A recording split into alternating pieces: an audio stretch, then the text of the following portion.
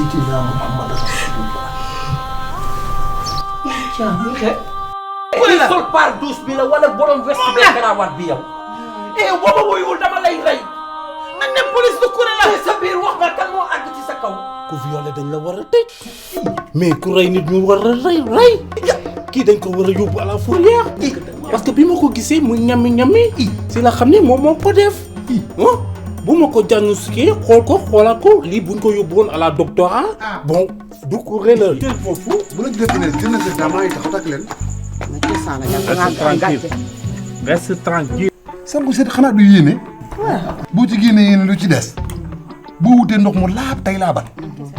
nga ni bër xëñat jëm ci douche ba taxaw ci buntu douche bi fëgg sa dënn.